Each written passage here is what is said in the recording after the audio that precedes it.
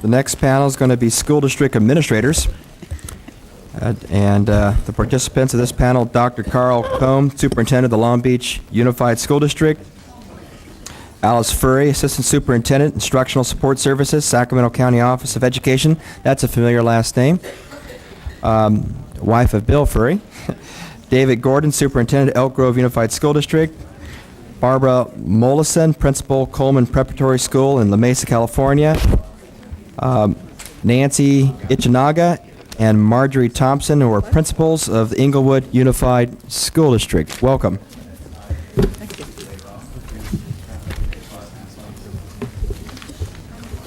You're kidding me. Okay. Who would like to go first on this panel? We'd like to go first. We have a plane to catch. You have a plane to catch? Yeah. Okay. Please. Okay. Chairman Baldwin and Mr. Murray and members of the board, we thank you for having us here. My name is Nancy Ichinaga, and my colleague is Marjorie Thompson. We are both principals in the Inglewood Unified School Districts, and we want to let you know that we are not one of those schools whose reading scores dropped way down. In fact, quite the opposite, and I want to tell you a little bit about it. I became principal at Bennet-Kew in 1974. That year, the results of the first statewide reading test, the CAP, for second and third graders were announced. I was appalled when I learned that my third graders ranked at the 3 percentile in the state.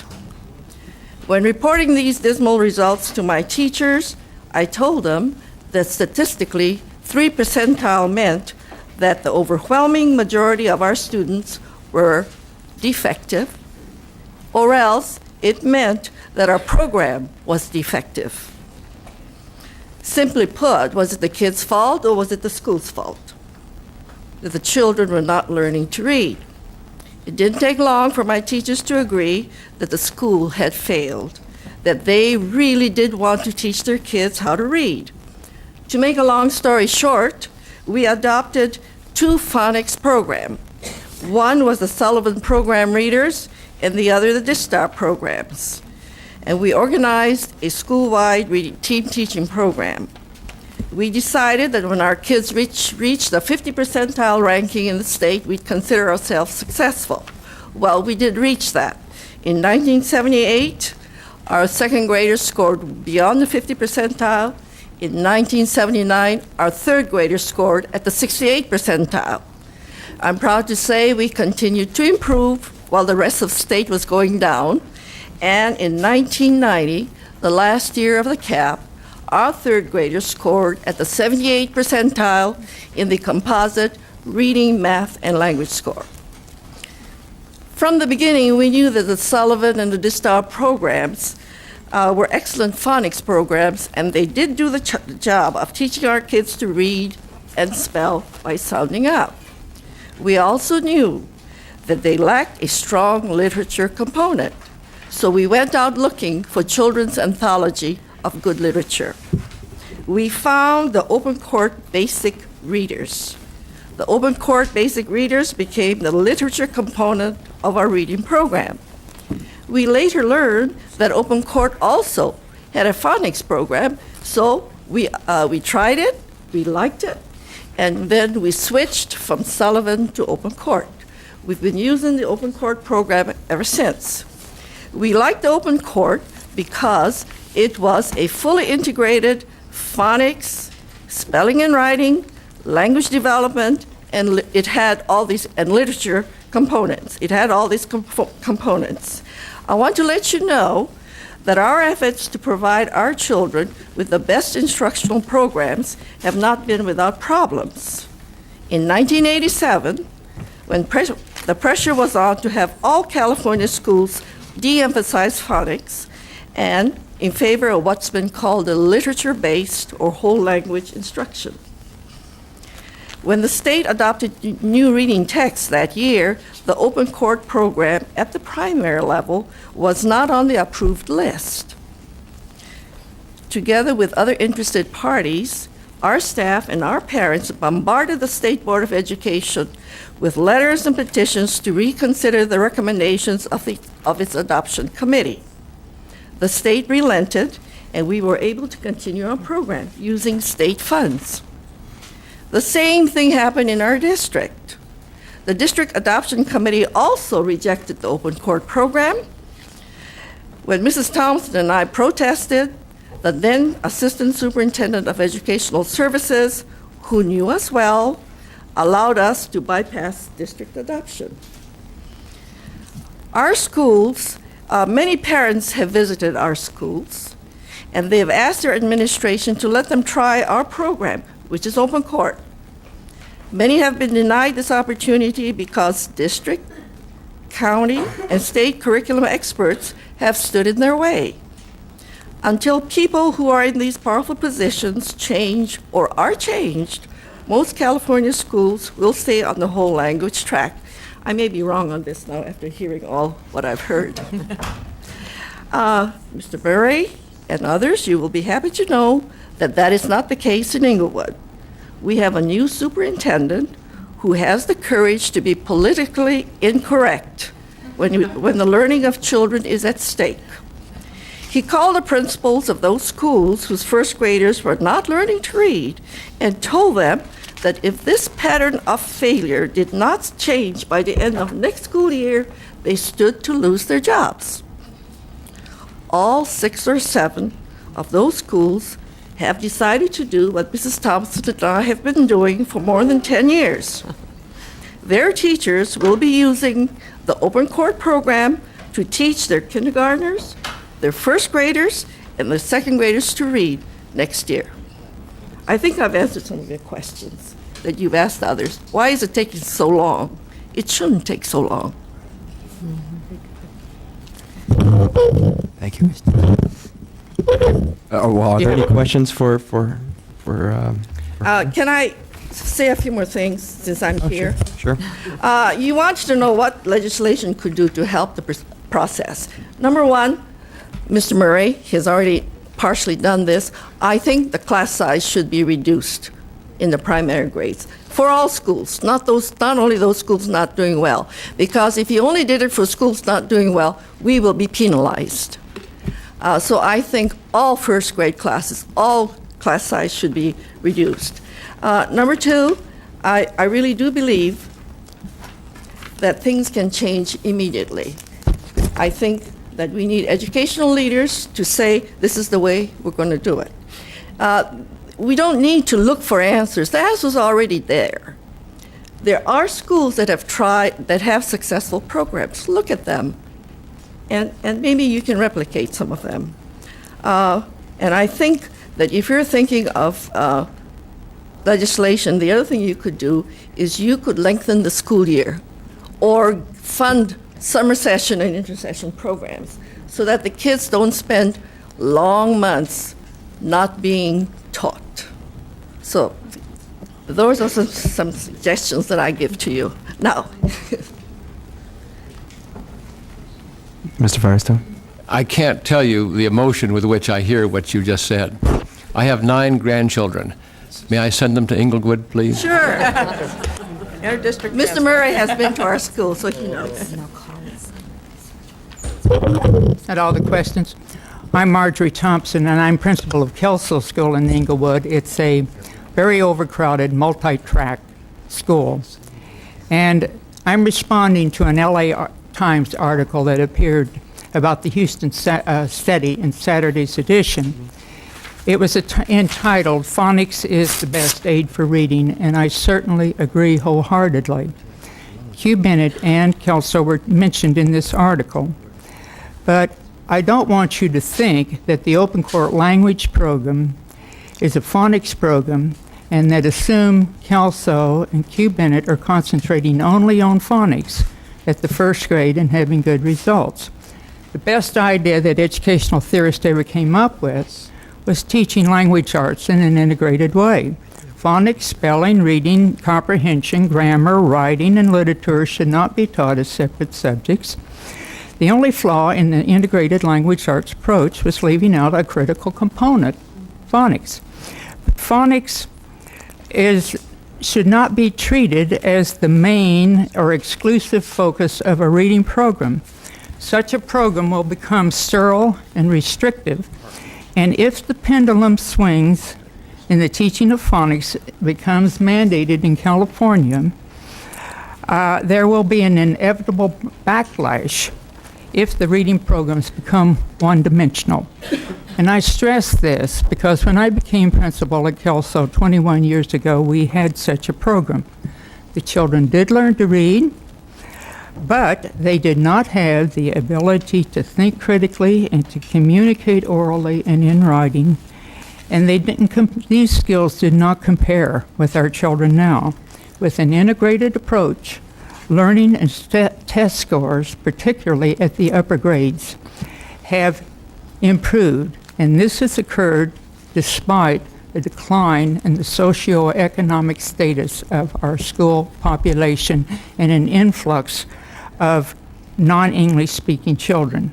There are 6 components of the Open Court Language Program. Number 1 is phonics, 2 is reading, and this includes teaching specific skills, comprehension strategies, and reading good literature. 3 is spelling, 4 is grammar, 5 is writing, and 6 is oral language development. Now, neglecting any component restricts the comprehensive reading foundation any child needs. At Kelso, we include all of the components daily, beginning immediately in the first grade. If it takes 2 hours, we do it. If it takes 3, we do it. Toward the end of the first grade, all phonemes, that's the letter-sound relationship, have been taught. They're reviewed during the second grade, and by the end of the second grade, phonics is no longer part of the program, only for the incoming children who have not been taught. However, no commercial program meets all the needs, and since the majority of our children enter school knowing no English or with delayed language development, we expand and we put great emphasis on the oral language component. We also introduce spelling at the first grade to extend and reinforce the phonemes that are taught. In addition to all of this, in addition to the program, one other factor has made the program successful. The teachers give direct instruction to the total class, or what's known as total group instruction. We don't have the privilege of grouping. We do pull out groups if we know that there is a need there. But I, as a principal, I'm sorry to say it, and I've never said it publicly before, I don't track, but I put my less mature children together and my more mature children together in classes, and I take a great deal of time doing this so that we can all travel at the same pace in those first and second grade reading classes. Now, this has proven to be the best use of teacher time, the total group instruction. Every child is engaged under the direct supervision of the teacher at all times. The program I have described is very demanding on teachers. Many experienced teachers who visit our school back off. At Kelso, we have a young staff and a high staff turnover as teachers marry, move, and have children. In the past few years, I've had many new teachers, some well-trained, some poorly trained, and some with no training. Now, however, new teachers become very skilled during the first year, and many are master teachers by the third. The key to having a good program is having one highly trained person on every staff who can give ongoing training and coaching as needed. Now, if Governor Wilson designates money to be spent on training teachers, a portion should be reserved for the local school for this purpose. And it's more critical because many teachers will need retraining who will not go back to a university, and it cannot be a one-shot or 1 or 2 day workshop. It won't work. They have to, their behavior and their teaching has to be modified on an ongoing basis. In summary, phonics is not a reading program, but it should be an integral part of initial instruction. Ignoring this fact can hinder the acquisition of reading skills. Children in California deserve a comprehensive language arts program, not one that is fragmented or disjointed, and not one that's idealistic and impractical. Mr. Murray. This comment is for the committee, Mr. Firestone. You indicated that you want to send your grandchildren to Inglewood. I don't think that'll work unless they go to these two particular schools. Now, they've been doing this for 20 years. They are still the only two elementary schools in all of Los Angeles County with similar demographics that are succeeding. I discovered them about 7 years ago, I guess now, and I have been going around touting this and trying to get other elementary schools to attempt to replicate what they are doing, and I have been phenomenally unsuccessful in doing that. Now, in order for them to adopt the programs that they adopted, they had to fight the school district, and they had to fight the State Department of Education, and they had to get waivers in order to implement those reading programs. Did you not? Well, Had to get the program adopted. the program was adopted in 1988 because open court had the hearings reopened. And there are 13 elementary schools in the Inglewood School District? 12. 12. And about 8 of them have similar demographics to these two schools, and those 8 are at the absolute bottom in the entire state. Now, just this year, they are going to, adopt the program that they've been doing for 20 goddamn years. If I may, Mr. Murray, this is something that confuses me because the Department of Education sits here, and I have heard it numerous times, that school districts have the authority, that principals have the authority, and yet it just doesn't seem to be the case. Well, the good soldier follows the state framework, however way he interprets it. And that's what's happened. Districts want to be good soldiers, and they want to follow the state framework, and that's what's happened. I think one thing they do, they have no respect at all for empirical evidence. They are more into theory and the latest fad. Okay, next, let's hear from Thank you. Dr. Carl Cohn. Thank you very much, principals. Thanks. Mrs. Ichinaga, thank you very much indeed. Where's Dr. Coleman? Dr. Cohn had to He had leave. to leave. Oh, He had to catch a plane. you had to catch a plane. I'm sorry. We Who would like to go next? Who's got, is it someone else has to catch a plane? Let's just go up and do. I guess I'll go next. Go right Hello. ahead. I'm Barbara Thank you very Molaison. much, ladies. Comments? I'm Barbara Molaison, and I'm employed by the Institute for Effective Education as director of the Coleman Preparatory School in La Mesa, California. Where? La Mesa? La Mesa, which is basically just outside of San Diego. Isn't that my district? I think it is. Yes. Yes. Familiar to you. And Coleman Prep is a private school for normal learning students in kindergarten through 8th grade. Our students have a wide range of abilities from low average to gifted, and they come from a diverse socioeconomic and ethnic backgrounds. Prior to becoming the director of Coleman, I worked in public education for over 15 years in a variety of roles, including mentor teacher for gifted education and also resource specialist. If I can interrupt, your school's the one that was featured in 2020, not too long ago, on the show they had on Phonics, correct? That's correct, yeah.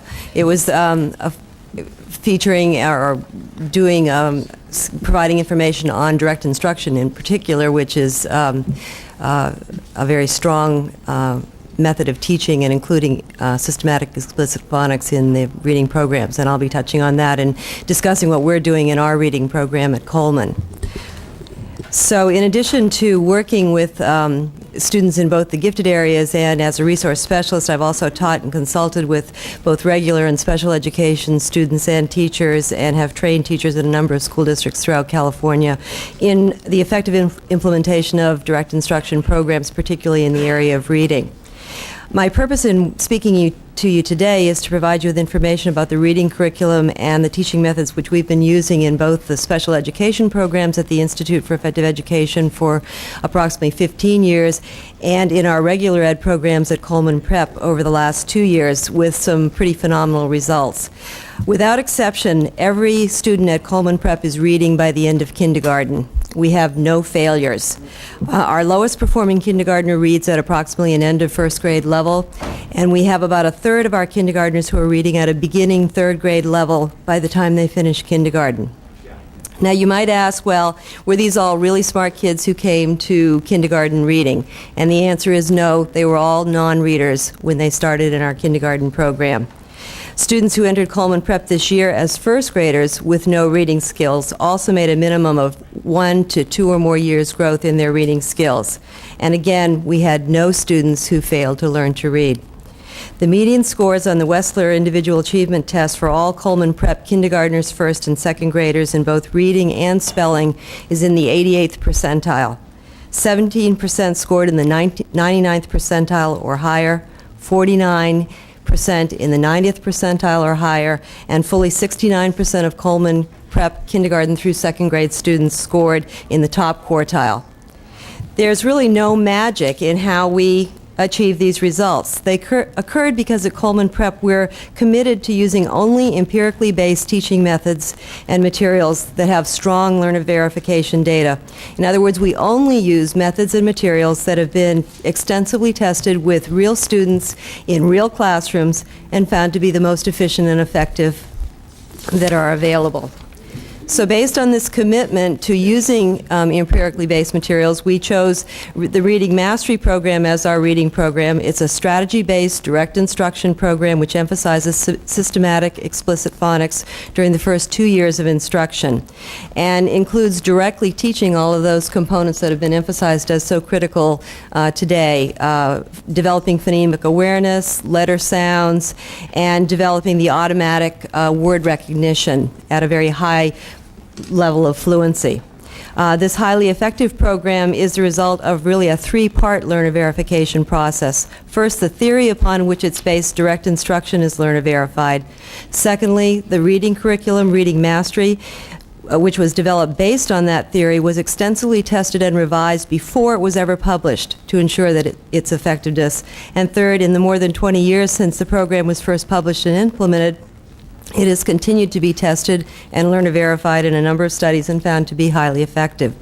I believe that it's critically important that the California legislature urge the selection of only curriculum materials that are based upon empirically tested learner verified data. In addition to adopting empirically based materials for teaching reading, we also need to use learner verified teaching methods that are delivered by well-trained teachers. These methods include teaching students directly the skills that they need to know, providing them with sufficient practice and review to assure that students truly master the skills being taught. We're not just exposing them to those skills. Maximizing active student participations in lessons through group responding whenever possible, correcting all errors in a positive and supportive manner so that students learn from their mistakes and don't just continue to practice errors and so on. Unfortunately, most of our teacher training institutions in California and elsewhere in the country do not train teachers to use such empirically based teaching methods. Consequently, providing teachers at Coleman Prep with the training necessary to successfully implement direct instruction methods is a critically important component of our program. We provide this training through intensive pre-service programs and with additionally regularly scheduled follow-up trainings throughout the year. Our staff ranges from some very experienced teachers to assistants who are just in the process of obtaining their teaching credentials. None of this staff had had any experience with direct instruction prior to 2 years ago when the Institute for Effective Education acquired Coleman Prep and I became its director. However, after just 1 year of initial and follow-up training, all of our teachers have become highly effective and enthusiastic direct instruction teachers. And in fact, they now automatically use these same teaching strategies in other areas of the curriculum, such as science and social studies, with greatly improved student participation and achievement. Another important practice at Coleman is that every staff member has received this same training. We're able to really maximize our resources because all of our paraprofessionals teach groups of students as their main job. We don't waste their time or their talents having them mainly at the copy machine. As a result, we're able to create more and smaller groups with students more closely matched in skills, which results in greatly increased student achievement. Our assistants are so well trained that if you were to walk into one of our kindergarten classes, it would be extremely difficult for you to tell who's the assistant and who's the credentialed teacher. Once an effective empirically based curriculum such as Reading Mastery is in place, and once the teachers have received the necessary training, it's equally important to provide ongoing supervision, coaching, and feedback to the staff. This is the component that's generally missing in public schools, where frequently teachers are observed only once or twice a year, and often by an administrator with little or no training in effective learner-verified teaching practices and curriculum. At Coleman Prep, my primary role is as head trainer and coach to my staff. I spend the majority of my time in classrooms observing, coaching, providing constructive feedback, and doing demonstration teaching when it's appropriate.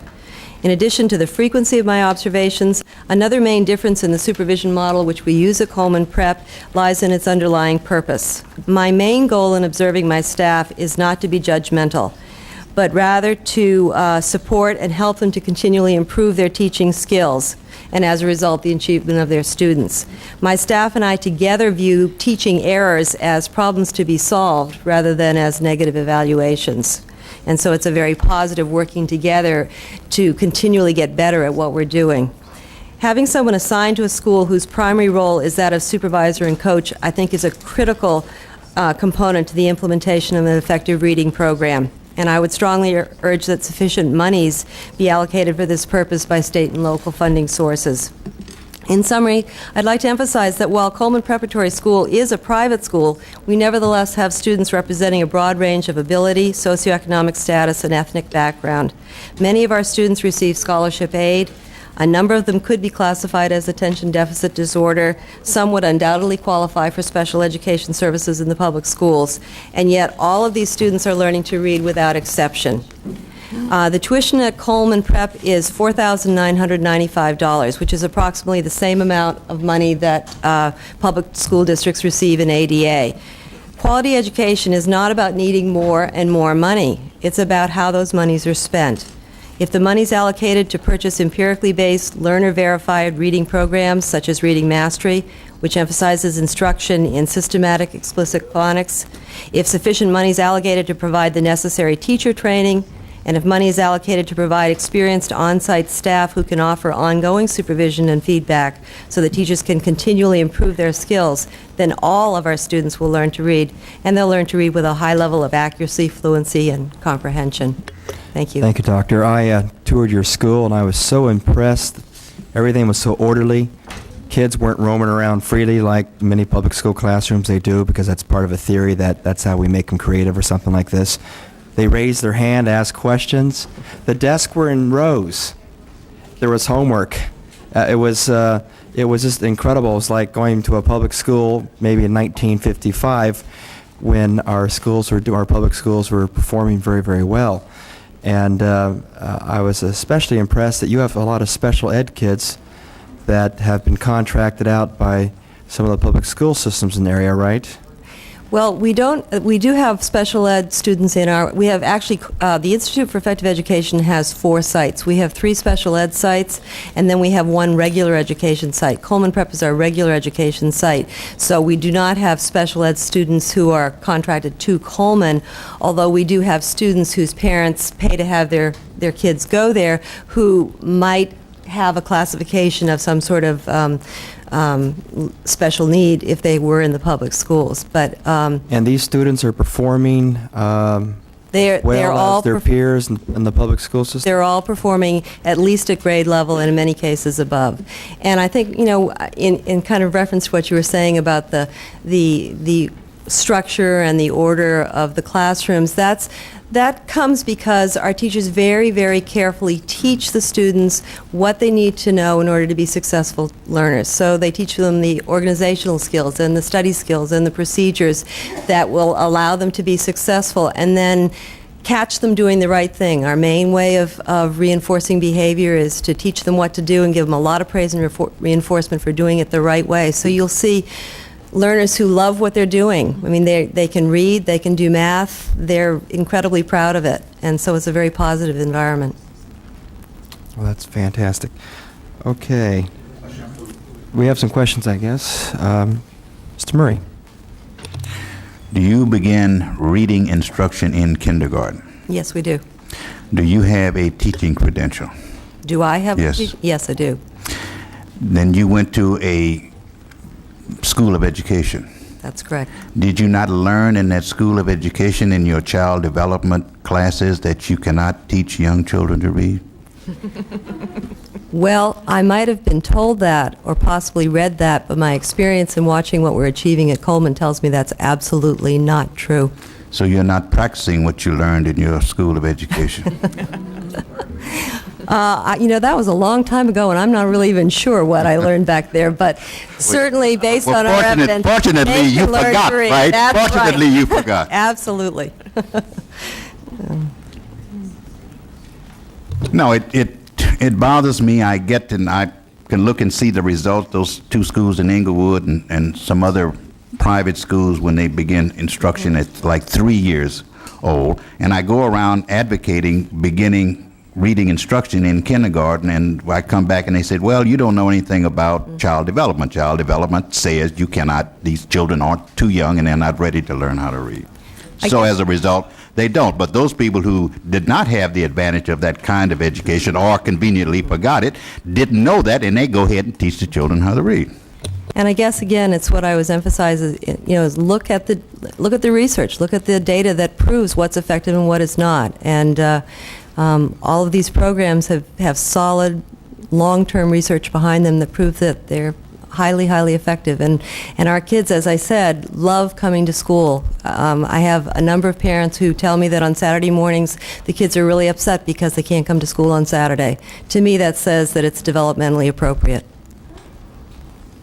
Okay, if we can move on to our next person, I don't know if Mr. Gordon or you want to go first? Sure, And if I might say, we are now running quite late. We still have a number of people to address us, and if we could avoid duplication of anything that's already been said, that would be appreciated. Yes, I appreciate the opportunity to be here, and I'm thoroughly impressed with the eloquence and the stories from the principals. I come from the Elk Grove Unified School District. We're 37,000 students. The southern part of this county, our demographics reflect California. We're 55% minority, about 18% limited English-speaking students. We're proud of what we've done to respond to this issue, and I'd like to just take you through very, very quickly some of the things we did. About 5 years ago, we saw our test scores beginning to take a nosedive, particularly in the primary grade levels. And I want to give a lot of credit to our Board of Education, responded very, very quickly and said, we need to change our direction. We need to put the money behind it to buy phonics materials and spellers. I want to give our staff a lot of credit. Karen Hayashi, one of our reading specialists, Sue Stickle, other members of our staff worked very hard to develop the materials that we're now using. But from a district perspective, I just want to mention to you the 4 or 5 kinds of things we've done, because just changing the materials is not going to do it, I think, as you've heard here. And we've done 4 or 5 things. Number one, we established these academic learning expectations. We call them standards and benchmarks. They are very explicit, grade level by grade level. So our goal with these is whatever phonics program a teacher is using, whatever spelling program a teacher is using, these are our expectations for what children will learn by the end of those grade levels.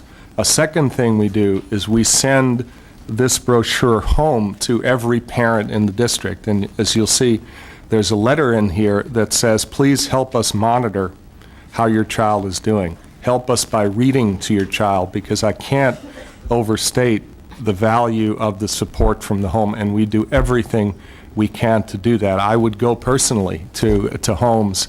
Our principals, I can tell you, we have excellent principals.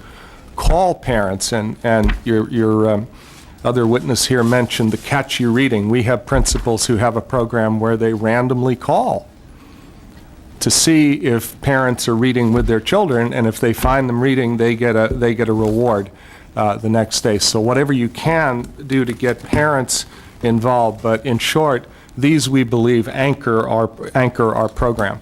Secondly, we test students every year. And again, we send the results to parents. We go over the results with parents in a parent conference in the fall. And we changed our system to do fall testing, so we would get the test results at the beginning rather than the end of the year, so that parents could be talked with about the results, and the results could be used in the planning. Teacher training, we work very hard with both new and experienced teachers. Our district grows by about 2,200 students a year, which is about 3 schools a year that we need to build. That means we hire over 200 new teachers a year. And 2 or 3 years ago, we found that was a big problem too, because we were spending big bucks on retraining teachers. So we've worked very hard with not only the existing universities, but we went so far as to start our own teacher training program with the cooperation of San Francisco State University. And I see Dr. Henrietta Schwartz is in the audience here from CSU at the time. She was our major collaborator and helped us get that going, so that as of next year, we will train about 90 teachers on our site, with our teachers providing much of the instruction in exactly the things we expect our district to provide. Yes, Mr. Firestone? Excuse me, on that point, will these be intern teachers that you're teaching? No, These are credentialed teachers? No, we made the decision. There is a procedure by which you can take a person with a BA, put them in a classroom, and train them around a full-time job. We made the decision not to do that. Ours is a credential program run with San Francisco State. The main difference is we run it at our site. We dramatically changed the student teaching system so that there is considerably more coaching in the classroom with an expert teacher. Student teachers that are trained in your classroom. That's right, in our district. Yeah. But the point of it is, it's like a company. If we were a company, we wouldn't have someone train people to work in our company. We think of ourselves that way because we hire so many new teachers. We want them trained in the way we teach reading or the way we teach math or phonics, because it helps us. We don't have to retrain them. And now that's not for everybody to do. We have enough volume that it's efficient for us to do that, and it has worked out well. The other advantage it has for us is it gives our staff more professional opportunities. They get put on the faculty at San Francisco State. They serve as instructors. Fourth, and I'll get out of your way, we intervene early because all of the comments are well taken. If you don't get to kids in kindergarten and first grade, one way we've done that, and we call it never streaming. It's a tagline. Basically, the goal is we don't want to put children in special education if we can possibly avoid it. So we work very hard in kindergarten and first grade, and contrary to some of the comments you've had, we've had very, very strong support from the State Department of Education. This whole effort is possible through the State Board of Education, which worked very hard with us, and they gave us a waiver. And waivers are out there. I can tell you they're possible. It takes some work to do it. But this has allowed us, and I can tell you in the schools where we're operating this program, and Mr. Geog and others have visited, our special education identification rates have dropped dramatically in the neighborhood of 25 or 30%. So in short, Mr. Gordon, Mr. Geog has a technical question for you. Oh, okay. yeah, so in short, we have a balanced approach, as has been discussed. We spend a lot of time. We give over 200 courses in our district to existing teachers, staff development in reading instruction. We try to do better every year. And is this working? I can see it's working. I spend a lot of time in classrooms. I go in classrooms. I teach periodically to get a feel for what's going on, and I see it there. And I can tell you, our teachers and our principals are working very, very hard to get this done. And as was mentioned, it is hard work. And just to close, I'd like to invite any or all of you to come and visit us. We'd be proud to have you come and visit us and see for yourself. Don't take my word for it, but come on out and look at our classrooms, and we'd be pleased to have you at any time. And Mr. Baldwin certainly would be most welcome. Mr. Giag? Yeah, just basically, what's your revenue limit for your school district per kid? It's the About unified- 3,300 and change. 3,300, okay. Yes. And it would- We're a relatively low-wealth district. But you can do that at 3,300, we were saying it was 49.95 with the Coleman Academy. I'd also say on my visit, you had orderly schools, you had orderly desks and children, you had uniforms in one of your schools. I mean, I didn't see a chaos there. Okay, thanks. Mr. Firestone? You said you could obtain a waiver, but it was difficult. No, You- I didn't say it was. I didn't say it was difficult. What I said was you have to do the documentation, but it was fair. And Should we do anything to facilitate obtaining a waiver for a school district? Would you recommend that to the state of California? well, to be honest with you, we have 3 or 4 major waivers in our district, and I'd say the only thing that was difficult was justifying them. But justifying them to me is fair. It's fair to ask for justification, and I can tell you, Mrs. Dronenberg and others on the board work directly with us. Staff in the State Department work with us, and they have been cooperative. The CSU people, Dr. Schwartz, work with us. So I guess my message is many things are possible if you can think up what you want to do, and people will collaborate with you.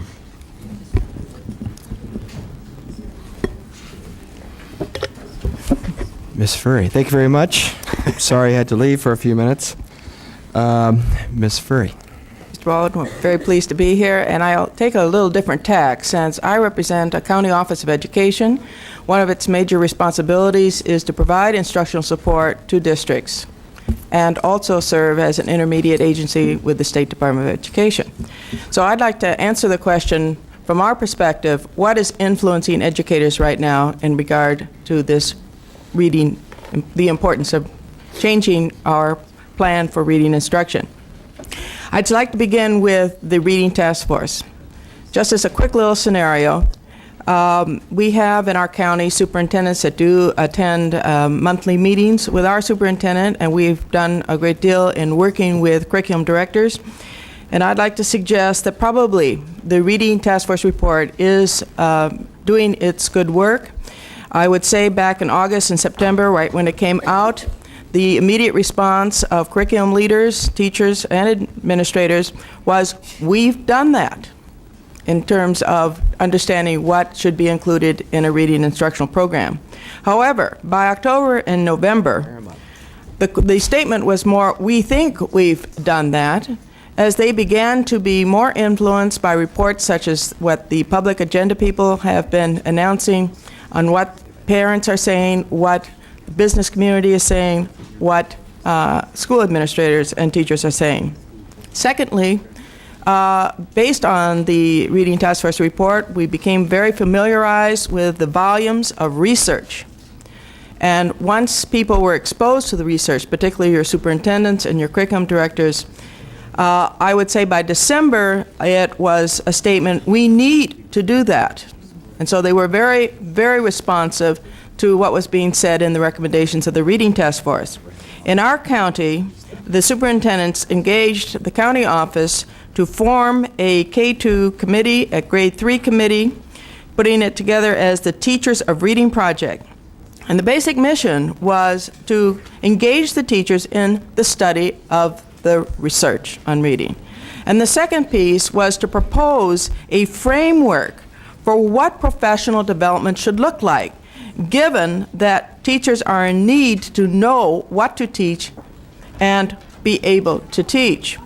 I think one piece that was very interesting is when the State Board was receiving the report from members of the Reading Task Force last fall, one of its members made the statement that apparently teachers who are receiving an elementary school credential were not required to take very specific courses in how to teach reading. They were required to take something in reading.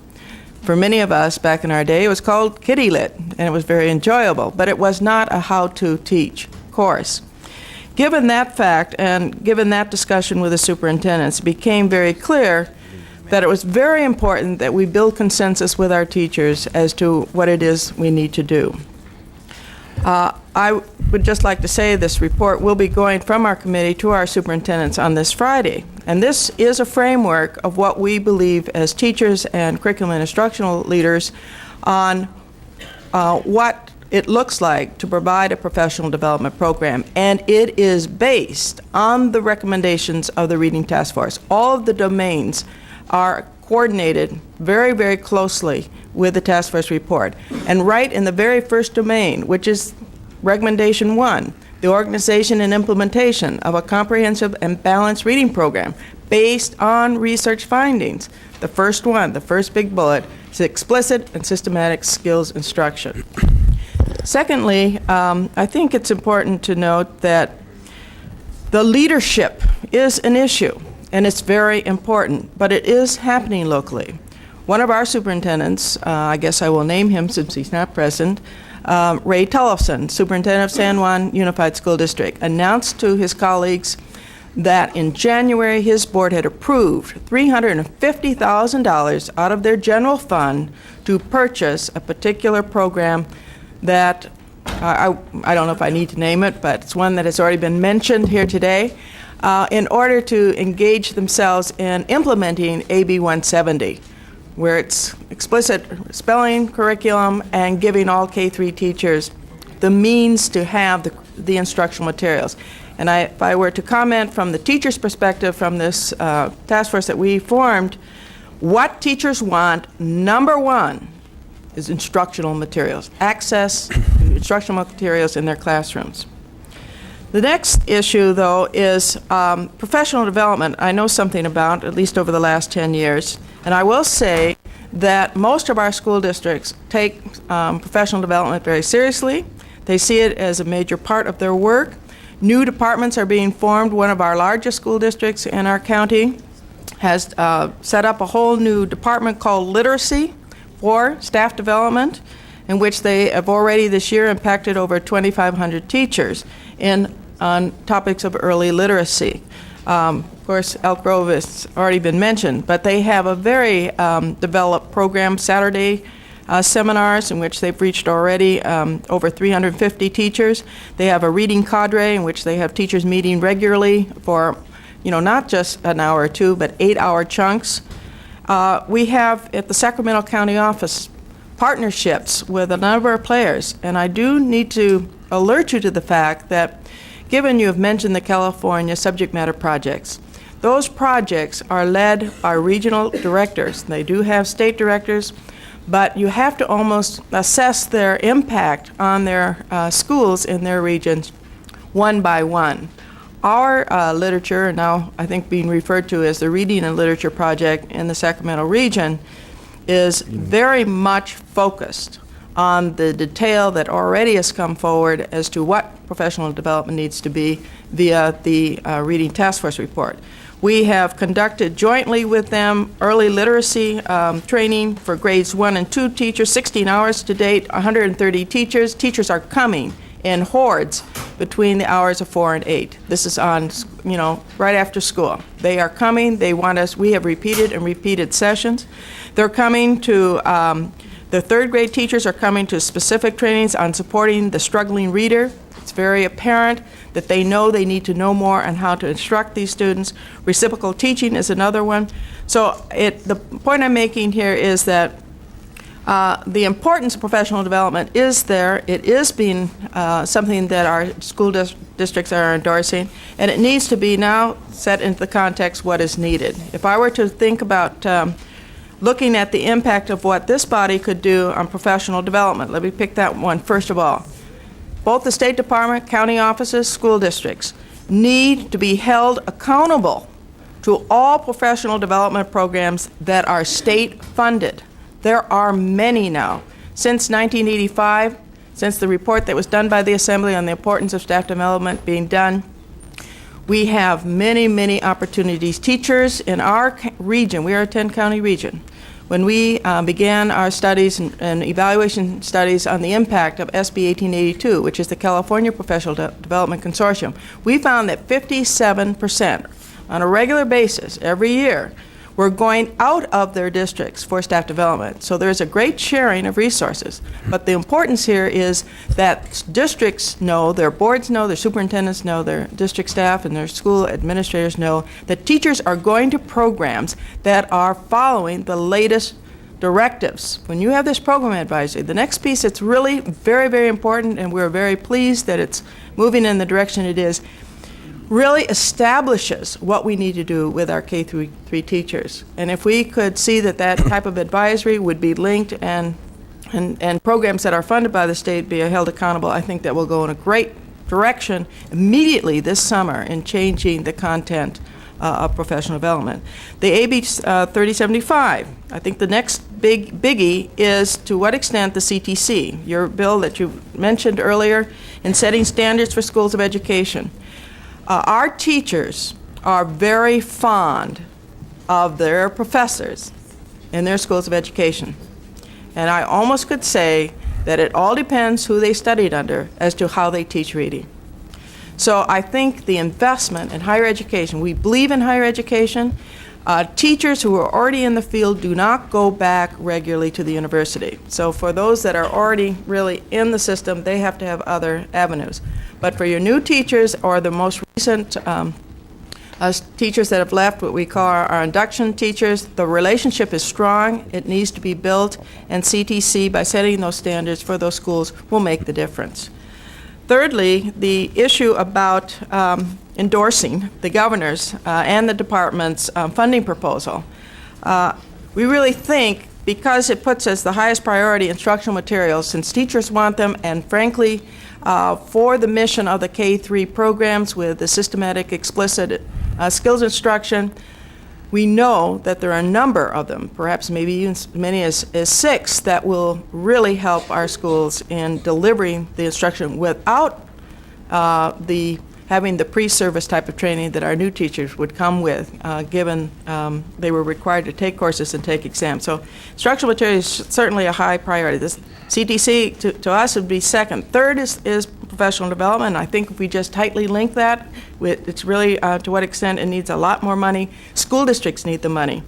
I think the model that's been expressed several times today, redesigning professional development to be more on school side, makes a lot of sense. It's the only way to hold the performance of the teacher accountable to the local board's direction, the superintendent's direction, the instructional staff support system that's in that district.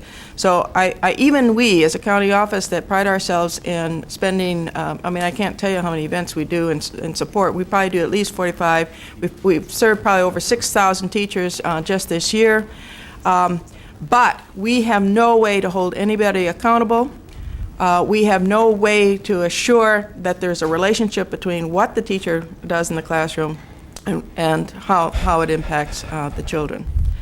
The last piece that I wanted to reinforce was, I think something could be done, and I think some of your colleagues believe this too, having to do with the legislation that gives local districts staff development days.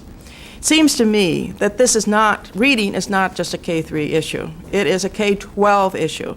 Fortunately, the task force had to take a major chunk, and it did the right chunk. It's starting the system right at K-3.